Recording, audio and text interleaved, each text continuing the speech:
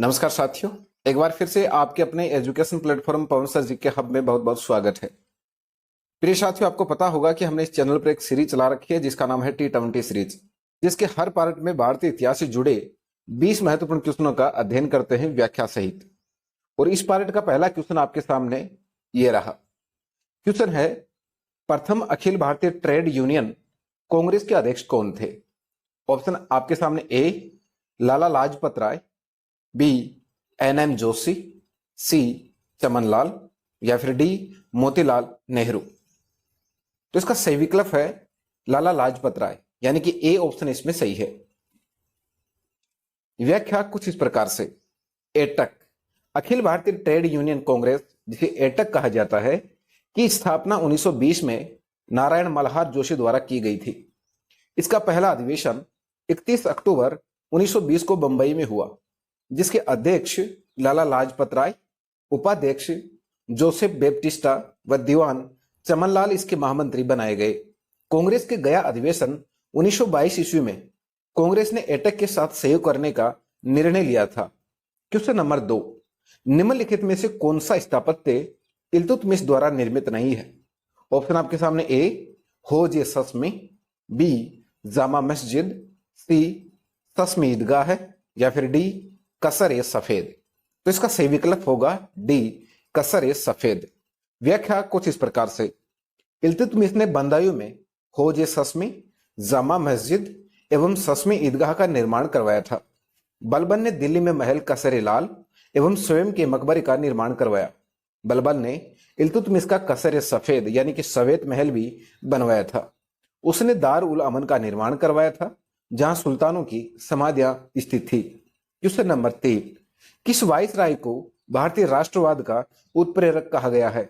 Option आपके सामने A Lord Canning, B Lord Dalhousie, C Lord Curzon या फिर डी लॉर्ड मिंटो। तो इसका सही विकल्प होगा लॉर्ड कर्जन, यानी कि सी ऑप्शन इसमें सही है। व्याख्या कुछ इस प्रकार से। भारतीय राष्ट्रवाद का उत्प्रेरक British governor general Lord Curzon को कहा गया है, क्योंकि उसके शासनकाल सन 1905 में बंगाल विभाजन जैसे कार्यों से फूट डालो और राजगुरु की नीति मजबूर हुई।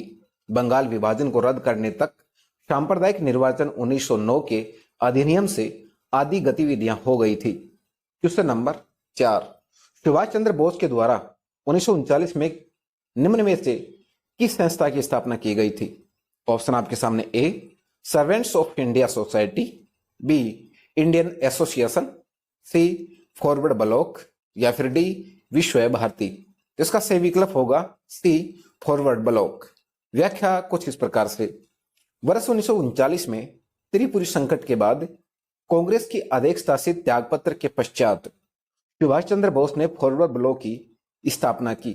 यह संगठन वामपंथी विचारधारा पर आधारित था।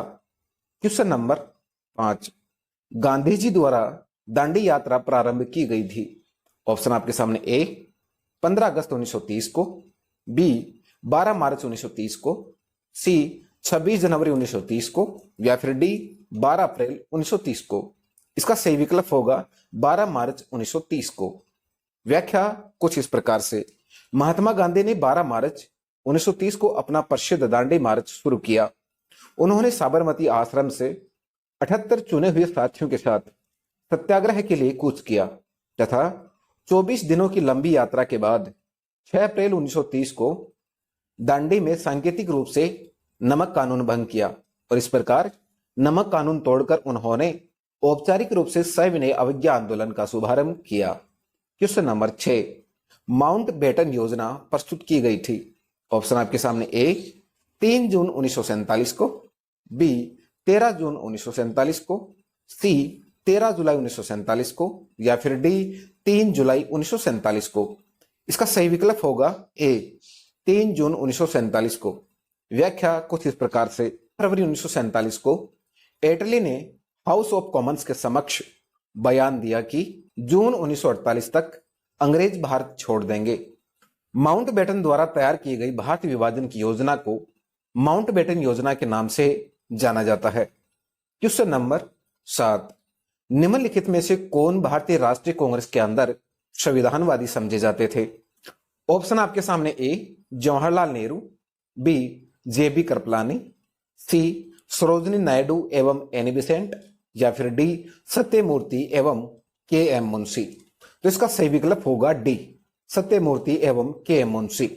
व्याख्या कुछ इस प्रकार से, भारतीय राष्ट्रीय कांग्रेस के अंदर सत्यमूर्ति और के एम मुंशी को संविधानवादी समझा जाता था। जवाहरलाल नेहरू आधुनिक वैज्ञानिक दृष्टिकोण के समर्थक थे और भारत की उन्नति के लिए वैज्ञानिक तथा औद्योगिक दंगों का प्रयोग करना चाहते थे। वर्ष 1916 में होम रूल का गठन किया गया। क्वेश्चन नंबर 8, बंगाल विभाजन हुआ था। ऑप्शन आपके सामने 1904 में, बी 1905 में, सी 1906 में, या फिर डी 1911 में। इसका सही विकल्प होगा बी 1905 में बंगाल विभाजन हुआ था। व्याख्या कुछ इस प्रकार से, लॉर्ड कर्जन ने 20 जुलाई 1905 को बंगाल विभाजन के निर्णय की घोषणा की तथा यह 16 अक्टूबर 1905 से विभाजन प्रभावी हुआ। बंगाल विभाजन के दिन को पूरे बंगाल में शोक दिवस के रूप में मनाया गया। रविंद्रनाथ टैगोर के सुझाव पर विभाजन के दिन को संपूर्ण भारत में राखी दिवस के रूप में मनाया गया था। क्वेश्चन नंबर 9, सांप्रदायिक चुनाव प्रक्रिया कब प्रारंभ हुई? ऑप्शन आपके सामने, ए 1909 में, सी 1919 में, या फिर डी 1935 में। तो इसका सही विकल्प होगा 1909। व्याख्या कुछ इस प्रकार से, 1909 के अधिनियम में पार्लियामेंटो सुधार के तहत मुसलमानों के लिए पृथक प्रतिनिधित्व अथवा सांप्रदायिक निर्वाचन की व्यवस्था आरंभ की गई। इन सुधारों ने भारत के भावी विभाजन के बीज बो दिए थे। Question number 10, Simon commission Bharat में कब आया? ऑप्शन आपके सामने, ए वर्ष 1926 को, बी वर्ष 1927 को, सी वर्ष 1928 को, या फिर डी वर्ष 1929 को। तो इसका सही विकल्प होगा सी वर्ष 1928 को। व्याख्या कुछ इस प्रकार से, साइमन कमीशन 3 फरवरी 1928 को बंबई पहुंचा। साइमन कमीशन में सभी सदस्य अंग्रेज थे, इसलिए कांग्रेस ने इसे श्वेत कमीशन कहा। इसमें कंजर्वेटिव लेबर एवं लिबरल पार्टी के सदस्य हुआ करते थे। क्वेश्चन नंबर 11, यंग इंडिया पुस्तक के लेखक कौन थे? ऑप्शन आपके सामने, ए सुरेंद्रनाथ बनर्जी, बी विपिन चंद्र पाल, सी लाला लाजपत राय, या फिर डी अरविंद घोष। इसका सही विकल्प होगा लाला लाजपत राय। व्याख्या कुछ इस प्रकार से, यंग इंडिया पुस्तक के लेखक लाला लाजपत राय थे। इसी किताब में उन्होंने कांग्रेस की स्थापना संबंधी सेफ्टी वॉल्व का सिद्धांत प्रस्तुत करते हुए कहा था कि भारतीय राष्ट्रीय कांग्रेस की स्थापना का मुख्य कारण यह था कि इसमें संस्थापकों की उत्कंठा ब्रिटिश साम्राज्य को छिन्न भिन्न होने से बचाने को थी। क्वेश्चन नंबर 12, मौर्यकालीन प्रशासन में संवादवाहक को क्या कहा जाता था? ऑप्शन आपके सामने, ए राजूक, बी प्रतिवेदक, सी निकाय, या फिर डी युक्त। इसका सही विकल्प होगा प्रतिवेदक, यानी कि बी ऑप्शन सही है। व्याख्या कुछ इस प्रकार से, मौर्यकालीन प्रशासन में संवादवाहक को प्रतिवेदक कहा जाता था। सम्राट अशोक ने अपने छठे शिलालेख में भी किसी भी समय सम्राट से मिलने की बात कही, चाहे वह शयन कक्ष में हो, चाहे वह भोजन कर रहा हो, या फिर उद्यान में टहल रहा हो। प्रतिवेदक जन कल्याणकारी कार्यों की ओर जनता की समस्या की सूचना तुरंत व सीधे सम्राट को देंगे। क्वेश्चन नंबर 13, भारत की स्वतंत्रता के समय भारतीय कांग्रेस के अध्यक्ष कौन थे? ऑप्शन आपके सामने, ए मौलाना अबुल कलाम आजाद, बी जेबी कृपलानी, सी डॉक्टर राजेंद्र प्रसाद, डी जवाहरलाल नेहरू। तो इसका सही विकल्प होगा जेबी कृपलानी। व्याख्या कुछ इस प्रकार से, कांग्रेस के 54वें अधिवेशन एवं भारत की स्वतंत्रता 1947 के समय जेबी कृपलानी भारतीय कांग्रेस के अध्यक्ष थे। अबुल कलाम आजाद 1940 से 45 तक 5 वर्ष तक लगातार कांग्रेस के अध्यक्ष थे। जवाहरलाल नेहरू 2 बार फैजपुर एवं लखनऊ अधिवेशन में अध्यक्ष रहे। क्वेश्चन नंबर 14, रविंद्रनाथ टैगोर ने अपनी नाइटहुड की उपाधि किस कारण से त्याग दी थी? ऑप्शन आपके सामने, ए जलियांवाला बाग की दुखद घटना के कारण, बी नागरिक अवज्ञा आंदोलन के क्रूर दमन के कारण, सी चोरी चोरा कांड की घटना के कारण, या फिर डी भगत सिंह को फांसी दिए जाने के कारण। इसका सही विकल्प होगा जलियांवाला बाग की दुखद घटना के कारण। व्याख्या कुछ इस प्रकार से, 13 अप्रैल 1919 को एक निहत्थी भीड़ अपने लोकप्रिय नेताओं सैफुद्दीन किचलू एवं डॉक्टर सत्यपाल की गिरफ्तारी का विरोध करने हेतु जलियांवाला बाग में एकत्रित हुई। जनरल डायर ने बाग को घेरकर अपनी फौजियों को निहत्थी भीड़ पर गोली चलाने का आदेश दिया। इसलिए मानवतावादी रचनाकार रविंद्रनाथ टैगोर ने विरोध स्वरूप अपनी नाइटहुड की उपाधि त्याग दी थी। क्वेश्चन नंबर 15, लंदन में द्वितीय गोलमेज सम्मेलन के आयोजन का केंद्र था। ऑप्शन आपके सामने ए किंग सलीब पैलेस, बी बकिंघम पैलेस, सी सेंट जेम्स पैलेस या फिर डी 10 डाउनिंग स्ट्रीट।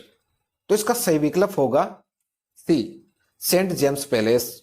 व्याख्या कुछ इस प्रकार से, सेंट जेम्स पैलेस लंदन में द्वितीय गोलमेज सम्मेलन 7 सितंबर 1931 से 1 दिसंबर 1931 तक चला। इस सम्मेलन में महात्मा गांधी ने एकमात्र कांग्रेस के प्रतिनिधि के रूप में भाग लिया था। क्वेश्चन नंबर 16, किसने कहा था कि हिंदू और मुसलमान भारत की दो आंखें हैं? ऑप्शन आपके सामने ए राशिद अहमद, बी सर सईद अहमद खां, सी मिर्जा गुलाम हैदर या फिर डी इनमें से कोई नहीं कोई और था। तो इसका सही विकल्प होगा बी सर सैयद अहमद खां।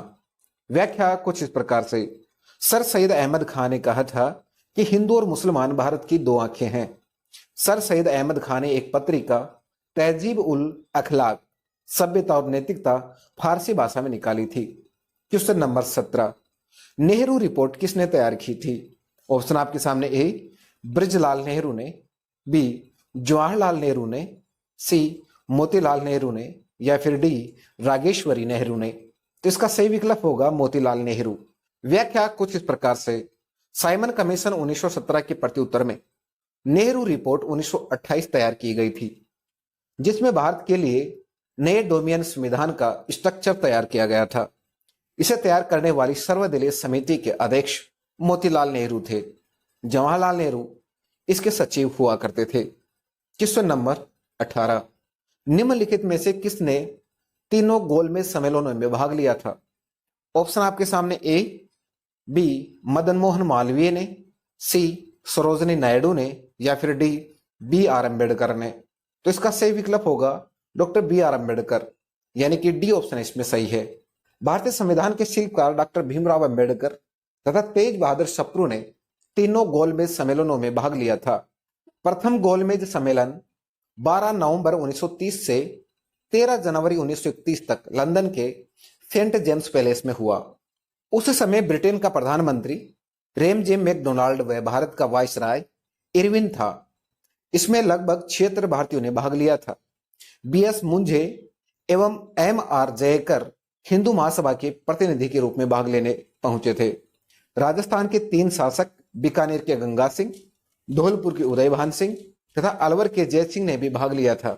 दूसरा गोलमेज सम्मेलन 7 सितंबर 1931 से लेकर 1 दिसंबर 1931 तक लंदन के सेंट जेम्स पैलेस में हुआ, जिसमें कांग्रेस के एकमात्र सदस्य गांधी जी थे, जो एएस राजपुताना नामक जहाज से लंदन पहुंचे थे।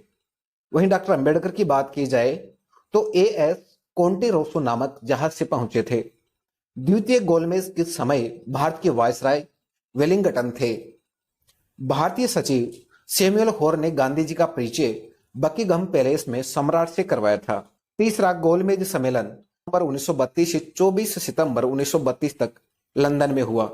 इसमें कांग्रेस ने भाग नहीं लिया था। तीनों गोलमेज सम्मेलन की अध्यक्षता ब्रिटिश प्रधानमंत्री रेमजे मैकडोनाल्ड ने की थी। क्वेश्चन नंबर 19, हिंदू एक्ट किस गवर्नर के समय पारित हुआ था?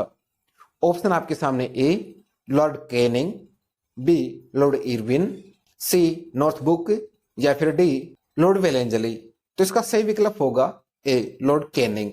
व्याख्या कुछ इस प्रकार से, हिंदू विधवा पुनर्विवाह एक्ट 1856 को पारित हुआ था। इस समय भारत का गवर्नर जनरल लॉर्ड कैनिंग था। इस एक्ट के तहत विधवा महिलाओं को पुनर्विवाह या दोबारा विवाह करने की अनुमति मिली थी। प्रिय साथियों, आज की क्लास में इतना ही। मिलते हैं अगली क्लास में, तब तक के लिए जय हिंद, जय भारत।